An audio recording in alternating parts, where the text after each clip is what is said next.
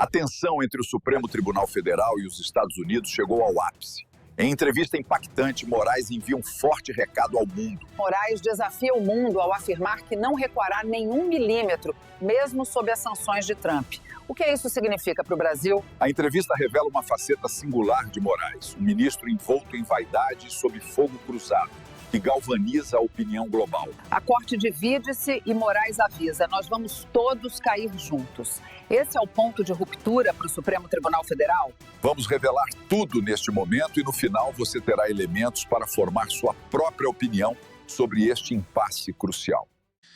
Nada de novo acontecendo no Brasil. Mais uma segunda-feira. Se Deus quiser, nós teremos uma semana Magnitsky e a semana já começa com a imprensa sendo pautada por mais uma entrevista de um membro, um ministro da nossa Suprema Corte. Lembrando, o Brasil é o país cujos membros da Suprema Corte são as pessoas que mais dão entrevistas, mais do que políticos.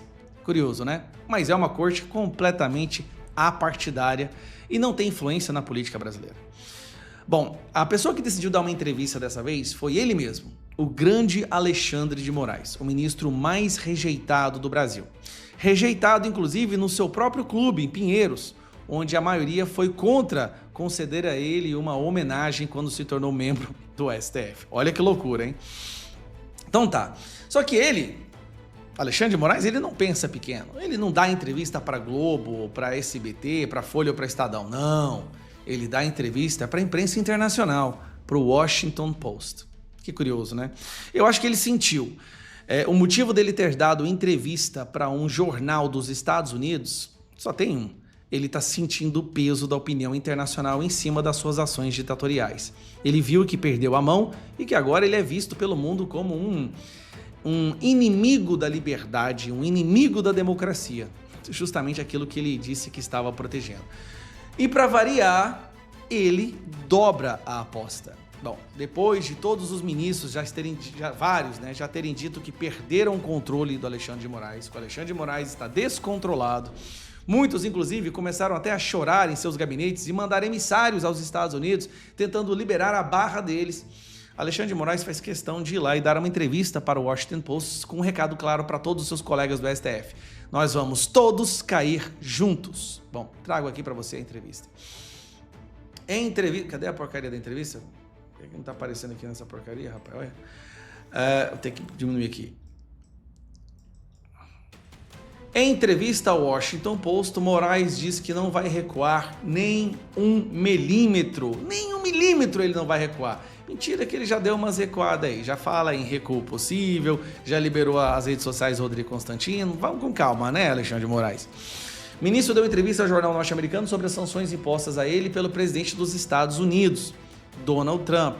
Vamos lá. O ministro Alexandre de Moraes, do Supremo Tribunal Federal, deu uma entrevista ao jornal norte-americano The Washington Post, divulgada nesta segunda-feira, e defendeu que não pretende recuar em suas decisões sobre o caso do ex-presidente Jair Bolsonaro. Na entrevista, o ministro afirmou: não existe a menor possibilidade de recuar nem um milímetro sequer, apesar das sanções impostas contra ele pelo presidente dos Estados Unidos, Donald Trump. Faremos o que é certo. Receberemos a acusação. Já começou mentindo, porque quem criou a acusação, quem fabricou tudo foi ele. Analisaremos as provas. Mentira, porque não tem prova nenhuma. A prova é a delação de um cara que foi ameaçado, coagido, intimidado, torturado.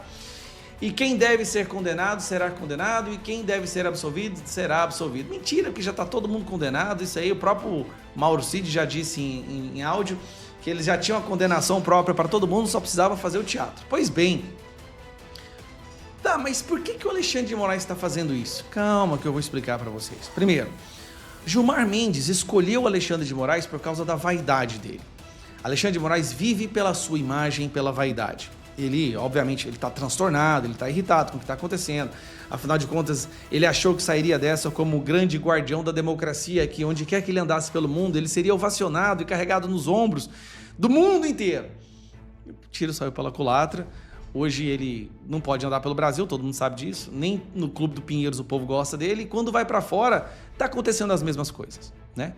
Na Europa já está tendo investigações, já tem a imprensa falando dele. Nos Estados Unidos, eu não preciso nem falar nada, ali é um lugar que ele não pode ir mesmo. Então Gilmar Mendes escolheu o Alexandre de Moraes pela vaidade. porque sabia que era só falar assim, cara, vai lá, todo mundo vai te amar, você vai sair na imprensa, vai dar entrevista.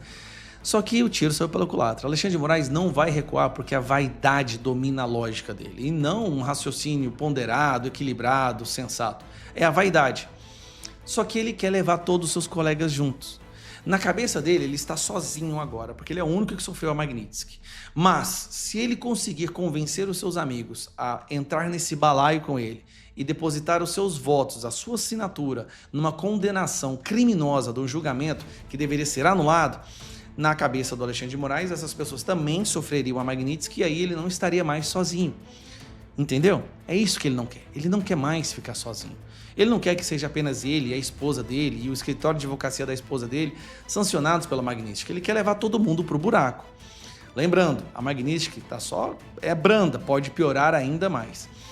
Então, Moraes quer levar a nossa Suprema Corte para a lama para não ficar sozinho na fossa. Por isso que ele dobrou a aposta. E para concluir, teve um recado aqui do advogado do Donald Trump que eu achei que vale a pena você ler. Ele acabou de publicar. Alexandre de Moraes disse ao Washington Post que suas medidas extremas são uma vacina para salvar a democracia do autoritarismo. O problema é que a cura está matando o paciente. Ao corroer o devido processo legal e a liberdade de expressão em nome da salvação da democracia, ele está destruindo a própria democracia que ele afirma defender. E por isso que o mundo cada vez mais vê sua campanha como uma guerra jurídica, usando a lei como arma para silenciar a dissidência. Plataformas inteiras foram banidas, rivais políticos foram impedidos de participar de eleições, cidadãos, jornalistas e até mesmo autoridades eleitas foram presos por liberdade de expressão. Esses não são anticorpos da democracia, mas sintomas do seu declínio.